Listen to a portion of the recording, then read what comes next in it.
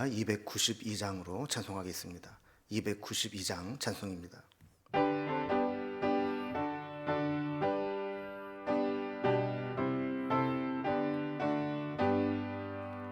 주 없이 살 수 없네 죄인의 구주여 그 귀한 보배 피로 날 구속하소서 구주의 사랑으로 흘리신 보혈이 내 소망 나의 위로 내 영광 됩니다.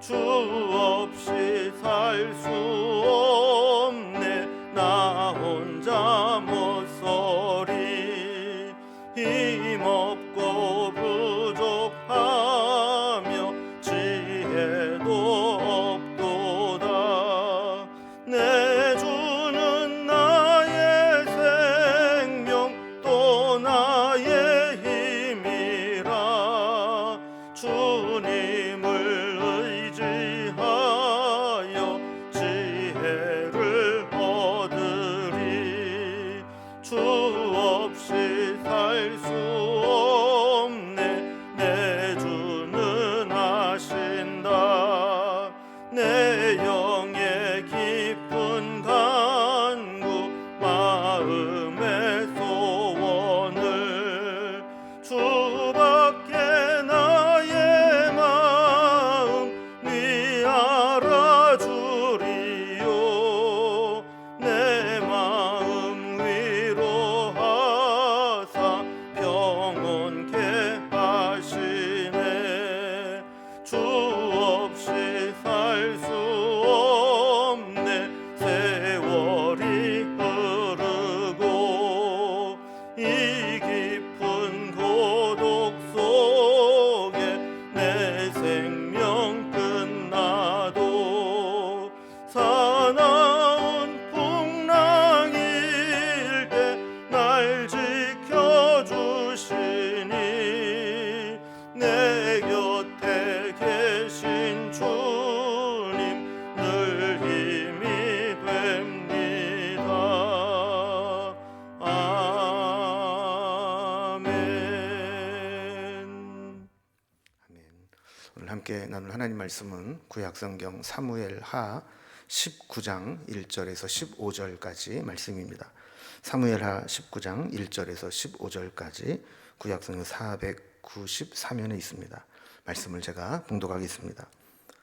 어떤 사람이 요압에게 아뢰되 왕이 압살롬을 위하여 울며 슬퍼하시나이다 하니 왕이 그 아들을 위하여 슬퍼한다 함이 그날의 백성들에게 들리매 그날의 승리가 모든 백성에게 슬픔이 된지라.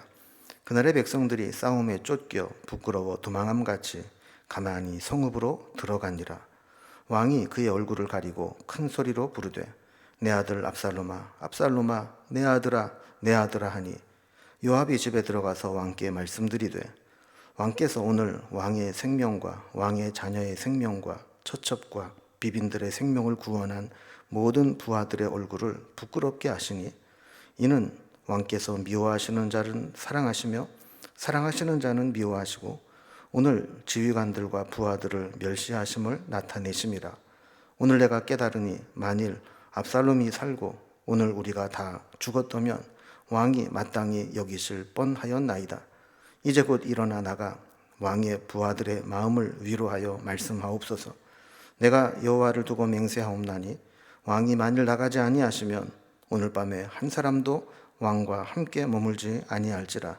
그리하면 그 화가 왕이 젊었을 때부터 지금까지 당하신 모든 화보다 더욱 심하리이다 하니 왕이 일어나 성문에 앉음에 어떤 사람이 모든 백성에게 말하되 왕이 문에 앉아 계신다 하니 모든 백성이 왕 앞으로 나오니라.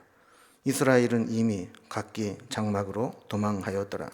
이스라엘 모든 지파 백성들이 변론하여 이르되 왕이 우리를 원수의 손에서 구원하여 내셨고 또 우리를 블레셋 사람들의 손에서 구원하셨으나 이제 압살롬을 피하여 그 땅에서 나가셨고 우리가 기름을 부어 우리를 다스리게 한 압살롬은 싸움에서 죽었거늘 이제 너희가 어찌하여 왕을 도로 모셔 올 일에 잠잠하고 있느냐 하니라. 다윗 왕이 사독과 아비아달 두 제사장에게 소식을 전하여 이르되 너희는 유다 장로들에게 말하여 이르기를 왕의 말씀이 온 이스라엘이 왕을 왕궁으로 도로 모셔오자 하는 말이 왕께 들렸거늘 너희는 어찌하여 왕을 궁으로 모시는 일에 나중이 되느냐. 너희는 내 형제요 내 고륙이거늘 너희는 어찌하여 왕을 도로 모셔오는 일에 나중이 되리요 하셨다 하고 너희는 또 아마사를에게 이르기를 너는 내 고륙이 아니냐. 네가 요압을 이어서 항상 내 앞에서 지휘관이 되지 아니하면 하나님이 내게 벌 위에 벌을 내리시기를 바라노라 하였도다 하라 하여 모든 유다 사람들의 마음을 하나같이 기울이게 하며 그들이 왕께 전가를 보내어 이르되 당신께서는 모든 부하들과 더불어 돌아오소서 한지라. 왕이 돌아와 요단에 이름에 유다 족속이 왕을 맞아 요단을 건너가게 하려고 길갈로 오니라. 아멘. 우리는 요즘에 압살롬의 반역을 진압하고 다윗의 군대가 승리하는 장면을 살펴보고 있습니다.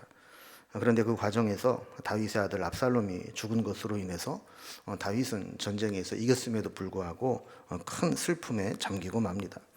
여기에 보면 일국의 왕으로서의 다윗의 입장과 또 압살롬의 아버지로서의 다윗의 입장이 갈리는 것을 보게 됩니다. 왕의 입장으로 본다면 목숨 걸고 전쟁터에 나가서 승리하고 돌아온 군인과 또 백성들을 치하하고 또 위로하는 것이 마땅하지만 또 아들을 잃은 아버지의 입장에서 보면 그 슬픔은 이루 헤아릴 수 없었던 것입니다. 그래서 이러한 소식이 전쟁을 마치고 돌아오는 요압 장군에게까지 들려지게 됩니다. 그래서 요압은 다윗에게 아버지로서의 슬픔을 이제 중단하고 이제 왕으로서 이 군인들과 백성들을 위로하고 치하해 줄 것을 요청합니다. 그리고 압살롬의 이 반역으로 내주고 도망 나왔던 예루살렘으로 다시 돌아갈 준비를 하게 됩니다. 오늘 이러한 내용을 살펴보게 되는데 단락별로 구분을 해보면 먼저 1절에서 8절까지는 슬픔에 잠긴 다윗에게 이 전쟁에서 수고하고 돌아온 백성들을 위로해 줄 것을 요청하는 요압의 모습이 나옵니다. 두 번째 단락에서는 이제 반대 세력, 즉 압살롬의 편에 서 있었던 사람들에게 지지를 호소하고 그들을 품는 다윗의 모습이 나옵니다. 그리고 마지막에는 다윗이 다시 예루살렘으로 돌아올 것을 준비하는 내용이 나오게 되죠. 이제 단락별로 살펴봅니다. 먼저 첫 번째, 슬픔에 잠긴 다윗에게 전쟁에서 수고하고 돌아온 백성들을 위로해 줄 것을 요청하는 요압입니다. 압살롬의 죽음은 이스라엘 나라의 입장에서 보면 반역자의 종말이었지만 다윗 개인의 입장으로 보면 자기 아들을 잃은 것입니다. 다윗이 이렇게 슬픔 가운데 잠겨 있다는 소식이 전쟁을 마치고 돌아오는 요압과 군인들에게까지 들려지게 됩니다.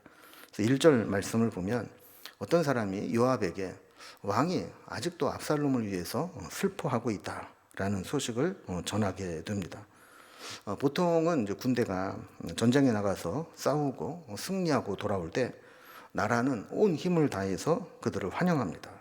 그런데 지금 이 다윗의 진영은 상황이 그렇지 못합니다. 다윗은 지금 자기 아들이 죽었다고 골방에 들어가서 울고불고 슬퍼하면서 다윗이 왕으로서 어떻게 해야 될지를 준비하지 못하고 있는 것이죠. 그래서 어떤 사람이 이 사실을 요압에게 전해주면서 지금 다윗이 상태가 저러니까 혹시 돌아오더라도 군인들에 대한 대대적인 환영 행렬이 없더라도 서운해하지 말라 이렇게 미리 전해주는 겁니다. 그래서 2절 말씀을 보면 이 다윗의 애통함이 그날의 승리가 모든 백성에게 슬픔이 되었다 이렇게 이야기를 합니다. 전쟁을 마치고 돌아온 백성들이 승리의 개가를 부르면서 화려하게 입성을 하지 못하고 오히려 패잔병처럼 그렇게 슬픈 분위기 속에 돌아오게 된 겁니다. 그래서 3절 말씀을 보면 그날의 백성들이 싸움에 쫓겨 부끄러워 도망함 같이 가만히 성읍으로 돌아가니라 그랬습니다. 그러니까 화려한 승리의 개선 행렬을 하지는 못할 망정 마치 패잔병처럼 조용히 성읍으로 돌아갔다는 겁니다. 자, 이런 분위기에서 문제가 되는 것은 목숨을 걸고 다윗과 백성들을 위해 싸운 병사들이고 또 그들을 통솔했던 지휘관 요압이 문제였습니다. 전쟁에서 돌아오는 군사가 이렇게 푸대접을 받을 수는 없는 상황이기 때문이죠. 그런데도 4절에 보면 다윗은 여전히 압살롬으로 인해서 슬퍼하고 있습니다. 얼굴을 가리고 큰 소리로 내 아들 압살롬아, 압살롬아, 내 아들아, 내 아들아 이렇게 통곡을 하고 슬픔을 제어하지 못하면서 자기 감정을 통제하지 못하고 있었습니다. 5절 이하에 보면 이제 다윗에게 돌아온 요압이 다윗 왕에게 충고합니다. 5절에 보면 왕께서 오늘 왕의 생명과 왕의 자녀의 생명과 처첩과 비빈들의 생명을 구원한 모든 부하들의 얼굴을 부끄럽게 하시니 그랬습니다. 지금 전쟁터에서 돌아오는 군인들은 다윗을 위해서 목숨을 걸고 싸우고 돌아온 자들인데 축하 개선 행렬은 못해줄 망정 오히려 죄인처럼 만들었으니 옳지 않다는 겁니다. 6절에 보면 요압은 다윗이 한 나라의 책임자이기도 하지만 또 왕으로서 미워해야 될 압살롬은 사랑하고 사랑해야 되는 다윗의 신복들은 미워하는 것처럼 되었으니 현실을 좀 직시해라 하는 충고를 합니다. 그러면서 이렇게 슬픔 가운데 애통해하는 다윗의 모습은 차라리 압살롬이 살고 또 자기와 모든 신복들이 다 죽었다면 왕이 더 좋아했을 뻔했다라고 이야기를 하죠. 그러니까 요압 정도 되니까 다윗 왕에게 감히 이런 이야기를 할 수 있었던 겁니다. 어쩌면 요압은 이렇게 어린아이처럼 슬픔에 잠겨있는 다윗에게 정신이 번쩍 들도록 이야기를 한 겁니다. 그래서 이스라엘 백성들과 나라 전체를 위해서 왕은 정신을 차리고 슬픔을 그치라라는 충고입니다. 자, 그러면서 7절에 보면 다윗이 어떻게 처신해야 될 것인가에 대해서 이야기합니다. 이제 슬퍼하던 자리에서 일어나서 왕의 부하들의 마음을 위로하는 말씀을 해달라는 겁니다. 그래서 저들이 죄인 취급 받지 않고 그리고 저들의 공을 인정받고 당당하게 살아갈 수 있도록 해달라는 것이죠. 만약에 다윗이 끝까지 저들의 마음을 헤아리지 못하고 이렇게 슬픔 감정에만 빠져 있고 또 백성들의 마음을 방치해 둔다면 저들은 결국 다윗에 대해서 오해하게 될 것이고 다윗에게서 마음이 떠나가게 될 것이고 이러한 상황은 다윗이 젊었을 때부터 지금까지 당했던 모든 화보다도 더 큰 화를 당하게 되는 심각한 결과를 맞이할 것이라고 경고하고 있습니다. 8절에 보면 다윗이 왕의 말을 요압의 말을 듣고 성문에 나아갑니다. 늦은 감은 있지만 다윗은 정상적으로 왕으로서의 업무를 시작했고 또 돌아온 백성들의 마음을 위로하며 그들의 공을 치하하며 환영해 주었을 겁니다. 그래서 모든 백성들이 다 왕 앞으로 나오게 됩니다. 흔들리는 왕의 모습을 보다가 이제 정신을 가다듬고 성문에 앉아 있는 이 다윗을 보는 백성들의 마음에게도 위로가 되었을 겁니다. 두 번째로는 백성들의 호소를 지지하는 모습이 나옵니다. 이 반대자들을 어떻게 처리할 것이냐 하는 것이 중요한 문제죠. 그 전쟁이 끝나고 나면 이 전쟁이 특별히 같은 민족끼리 일어난 전쟁이었다면 이 전쟁이 끝나고 난 이후에 서로 갈라져 있었던 그 마음을 어떻게 하나로 묶느냐 하는 과제가 있었던 것이죠.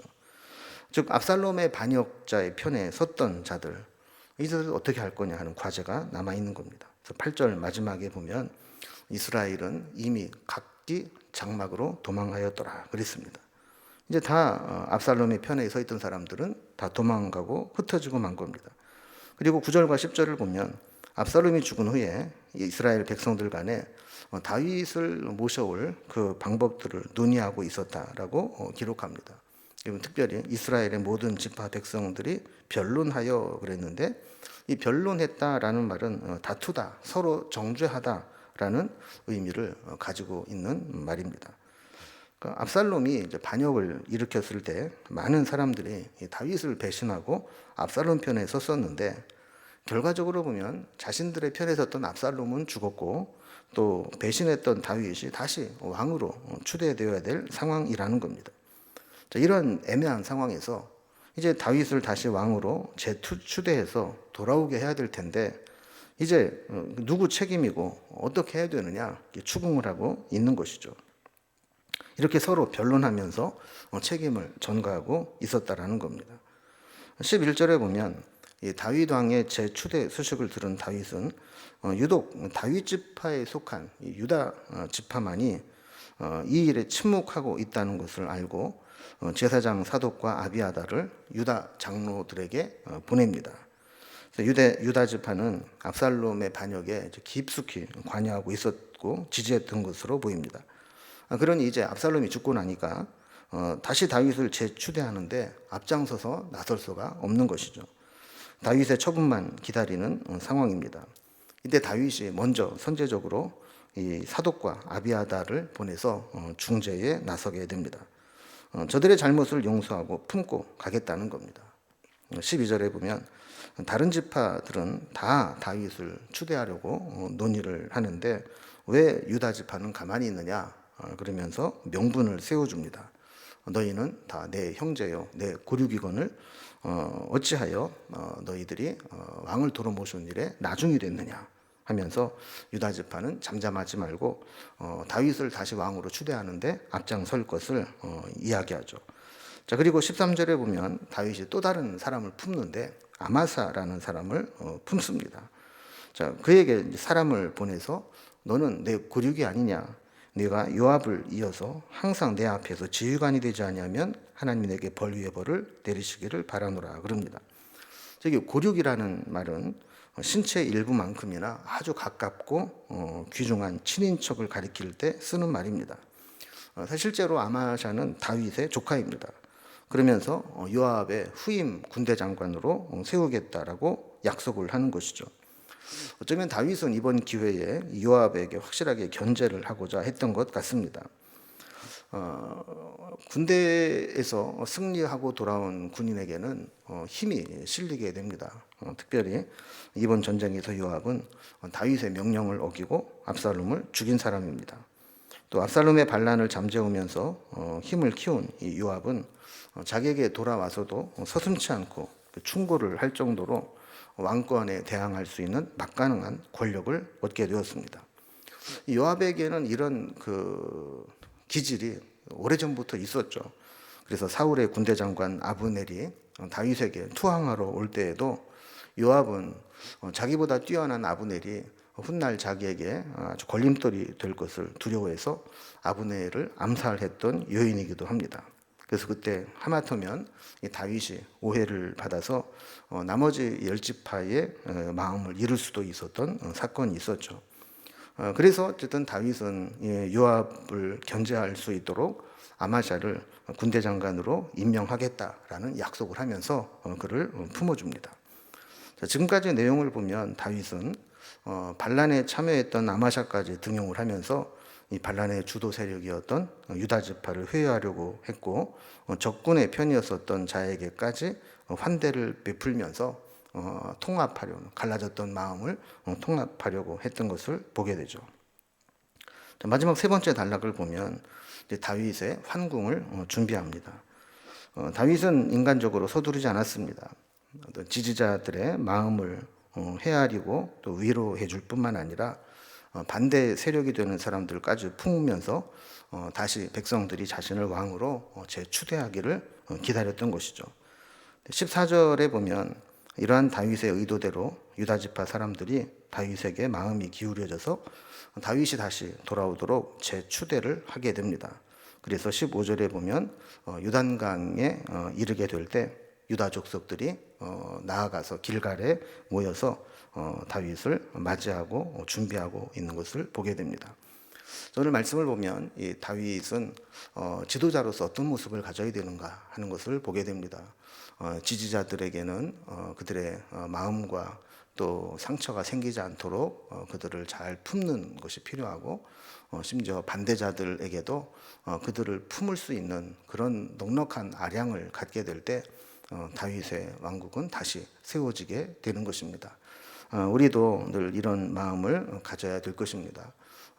나를 돕는 사람들 또 나와 함께하는 동역자들에게 마음의 상처가 되지 않도록 그들의 마음을 헤아릴 수 있어야 되고, 심지어 나의 반대자까지도 보복하거나 복수하려거나 또 그렇게 하는 것이 아니라 그들조차도 품을 수 있는 넓은 아량을 갖게 될 때 갈라졌던 마음들은 하나가 되고 통합되게 되는 것이죠. 우리의 삶에서도 이런 두 가지를 균형 있게 잘 감당하는 지혜가 있기를 주님의 이름으로 기원합니다. 기도하겠습니다. 하나님 아버지, 다윗은 아들을 잃은 슬픔 가운데에서도 왕으로서의 직무를 다시 회복하면서 지지자들과 자신에게 충성을 다했던 군인과 백성들의 마음을 헤아리고 위로하는 모습을 보게 됩니다. 뿐만 아니라 자기에게 반기를 들고 반역했던 압살롬에게 속해 있던 자들까지도 그들을 다 품고 또 기용하면서 흩어졌던 마음, 갈라져 싸우던 마음을 통합하려고 했던 모습을 보게 됩니다. 우리 지도자들에게도 이러한 마음들을 갖게 하여 주시고, 또 우리에게도 이런 균형 잡힌 그런 삶을 살게 해 주셔서 우리에게 도움을 준 사람들의 마음을 아프게 하지 않게 하시고, 또한 우리를 힘들게 하는 자들조차도 사랑으로 품을 수 있는 넉넉한 마음을 허락해 주옵소서. 오늘도 우리와 함께 하신 하나님 기대합니다. 우리에게 늘 넓은 마음과 또 아량 깊은 그런 관용의 마음을 허락해 주시기를 원하며 예수님의 이름으로 기도드리옵나이다. 아멘. 오늘도 각자의 기도 제목들로 자유롭게 기도하시겠습니다.